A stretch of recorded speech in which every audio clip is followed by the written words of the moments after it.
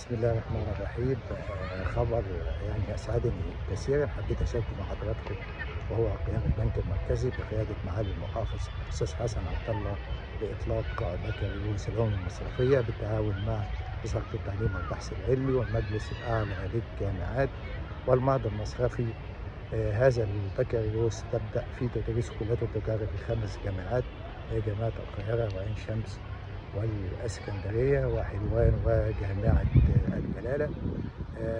هذا البكالوريوس يتميز بأنه يحتوي على الناحية الأكاديمية والناحية المهنية.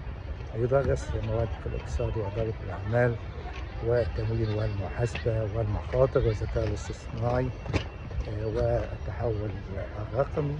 بيكون في بجانب الجزء النظري جانب عملي وتدريبي في بعض أيام الأسبوع بالتدريب في البنوك، بالإضافة للسنة قبل النهائية بيكون التدريب عملي في البنوك. هذا البرنامج بيتميز أيضا بأنه معتمد دوليا، ويتم تمويله 50% يتحملها البنك المركزي، و50% الأخرى بيتحملها الطالب بقرض طويل الأجل يعفى منها الطالب المتميز والمتفوق.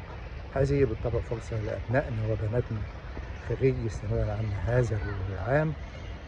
مبادرات طبعا هدفها هو إعداد كوادر وقيادات مستقبلية لقيادة العمل المصرفي في ظل التحديات المستقبلية.